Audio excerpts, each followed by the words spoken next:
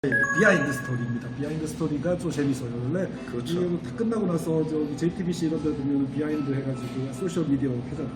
네, 그럼요. 그런 게 재밌더라고요. 소주 한잔 하면서 해야 되는 건데 아, 소주잔 딱 올라오고 딱 하는데 지금 다음에는 소주잔을 그쵸. 갖다 놓고 소품으로 소품으로 소주잔을 갖다 놓도록 하겠습니다. 네네. 그래서 얼마 전이죠, 화요일. 네. 이번 주 화요일 날 끝난 그 블랙독이라는 드라마.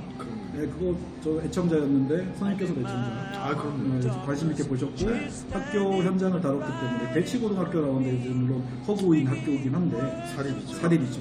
제가 사립이고 공립이시죠. 하지만 학교이기 때문에 느끼는 건 비슷합니다. 네, 그럼요. 네, 그래서 네. 그 블랙독에 대한 얘기를 좀 나눠볼까 합니다. 네. 선생님 좋아하시죠, 서영지? 좋아해서요.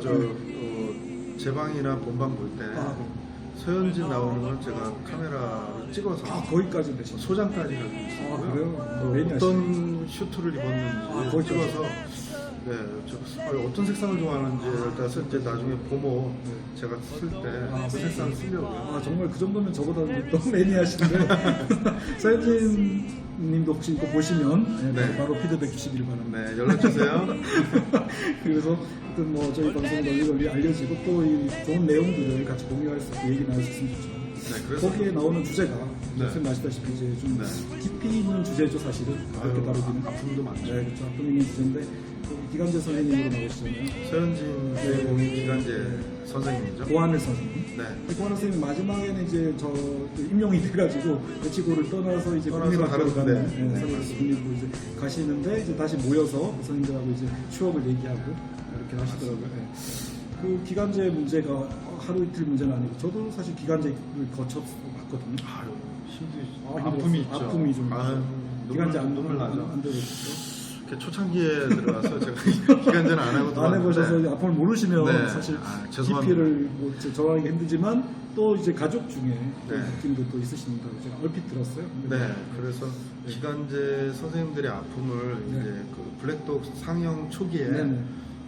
기간제 선생님들에 대한 칼럼을 제가 써서 네. 큰 반향을 일으켰었고요. SN 뉴스에도 막 나왔었죠. 네, 그리고 끝나가기 전에 한 11, 12, 13화 요때 할 때 네.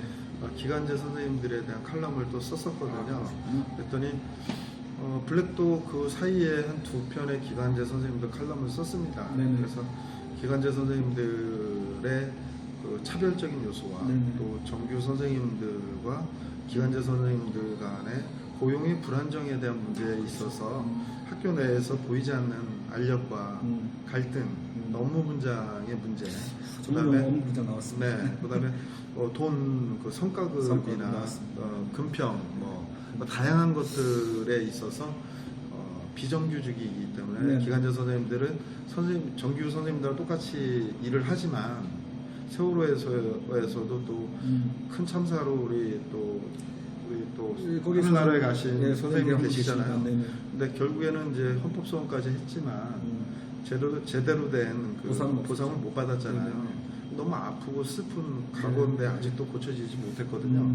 그래서 기간제 선생님들이 이거에 관련된 다양한 기간제 노조와 또 국가인권위에 이렇게 계속 얘기하고 하고 있지만 그렇게 크게 이렇게 바뀌지는 않고 있습니다. 그래서 기간제 선생님들을 인터뷰를 해보면 제일 문제가 지금 이 시즌이거든요. 네. 지금 1월, 2월 시즌에 스토브리그죠. 계약서를 작성을 해서 또 다른 곳에 고용이 돼야 되는데 이제 정규직 빈자리를 들어가야 되기 때문에 그 고용 보장이 제일 이분들의 또 아픔이고 힘든 점이거든요.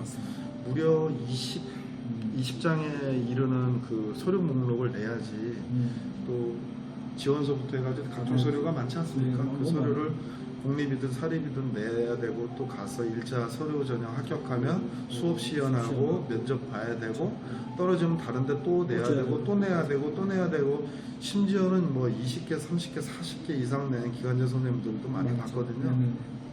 남일이 아니더라고요. 그렇죠. 저는 남일이 아니었는데 경험이 있으니까 어쨌든 남일이 아닙니다.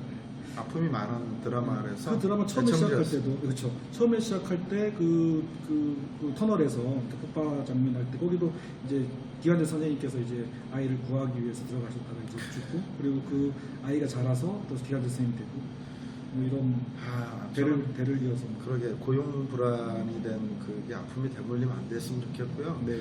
우리 고용이 불안정한 우리 그 학교 구성원들이 많으시잖아요. 네. 우리 무기계약직으로 있으신 분들이 있고 네. 정규직도 있고 그렇죠. 그다음에 비정규직인 우리 기간제 선생님들이 계시는데 근데 우리가 정규와 비정규 선생님 무기계약직이 같이 있지만 학교 내에서 우리 선생님들이 학생들한테 차별하지 말라고 가르치는데 네, 가르치는 것도 다르죠. 근데 선생님들이 선생님들끼리도 정규와 비정규직이라고 차별을 하는 것들을 대놓고 차별하는 경우도 네, 있거나 대놓지는 않지만 차별하는 마음을 가지고 있거나 이러면 안 되거든요. 네.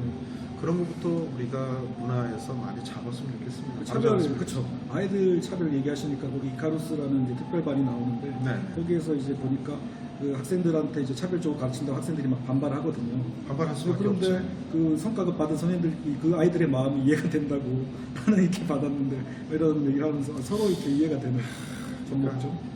그러니까 우리 사회의 제도가 그 선생님들이 그 성과급에 어떻게 보면 노예가 되는 선생님들도 계실 수도 있거든요.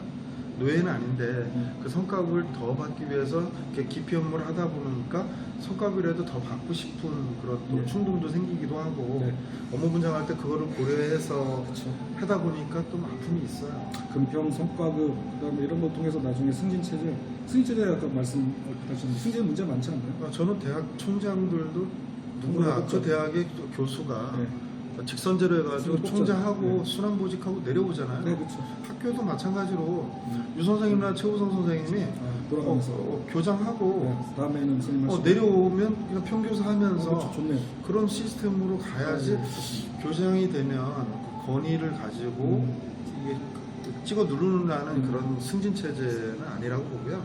그래서 그런 제도가 조금씩 바뀌고 있으니까 우리가 모든 사람이 열심히 하면 이렇게 승진이 아니라 순환 보직으로 어떤 보직을 하고 내려왔다는 개념으로 갔으면 좋겠어요. 그렇죠. 또 민주적인 걸 가르친다는 입장에서 보면 네. 이 조직도 교사 조직도 민주적이어야 되는데 맞습니다. 민주적이지 않은데 아이들한테 민주주의를 가르치는 건 모순이잖아요. 그러니까 우리가 파라독스라고 하잖아요. 네, 패러독스. 이게 모순되는 거는 창과 방패가 모순이잖아요. 네네, 맞아요. 그러니까 모순점이 없어야지 학교가 행복해지는데 네, 우리가 보이지 않게 우리가 고용 부분에 있어서도 정규 교사, 비정규 교사에 이렇게 나누는 것도 차별이고요. 네. 이런 게 없어야 되는데 이 모순되는 거를 없애는 한 해가 올해가 됐으면 좋겠습니다. 정말 간절히 2020년 경자년 한 해 동안 정말 간절해요. 간절히 소망합니다. 네, 그죠? 소망합니다. 소망하십시오. 네, 소망하고 그 선생님께서 보시는 그 아까 얘기했던 민주적인 학교를 만들기 위해서 미래에 꼭 필요한 요소는 어떤 거라고 생각하십니까? 얘기했지만 꼭 필요한 요소는요. 우리 예비 교사들이 우리 예비 교사를 꿈꾸는 우리 학생들의 꿈과 진로가 상위권에 이제 교사가 랭킹이 돼 있지만 네네. 최근에는 유튜버가 이제 미래 교육에 관련돼 있는 미래 산업에 관련돼 있는 직업군들이 올라오고 있지만 네. 아이들이나 마음속에는 이제 선생님들이 교사를 진로로 잡는 이유는 선생님들의 그 따뜻한 제자 사랑을 그래서 느끼기 느꼈기 때문에 더 많이 느끼는 것 같아요. 네. 그래서 앞으로 이제 선생님들이 아이들한테 따뜻한 그 사랑을 줘서 인성이 좀 확실한 인성이 좀 된 학생을 그 우리가 역량을 키우는데 노력했으면 좋겠고요. 우리 행복하려면 우리 교사가 행복해야 되거든요.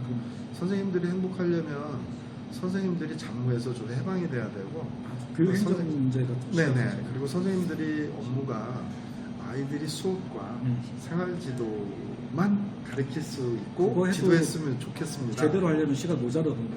그러니까 상담도 하고 싶은데 갑자기 하루 만에 뚝딱 공문을 보내달라고 해요. 그러면 홍길동 학생 상담은 언제 하고 그 학생에 대해서 제가 어떻게 생활지도를 하고 그 학생이 못 따라가는 기초학력을 언제 보강을 해줄까요? 그런 게 다 마련이 되면 선생님도 행복하고 아이들도 행복하고 나아가서는 학부모도 행복해질 것 같아요. 학생, 학부모, 교사가 또 모두가 남이 행복하고. 아니라 우리는 하나다. 그렇죠. 가족이죠. 가족이죠. 가족인데 네. 교육 3주체인데 따로따로 한 사람이 불행한데 한 사람이 행복할 수는 없는 거죠. 교사의 희생을 담보하는 학생의 행복은 네. 그 진정한 행복이 아니고요. 네. 학생의 희생을 담보로 하는 교사의 불행도 네. 제대로 된 그 행복이 아니죠. 아니거든요. 네. 모든 공동체가 네.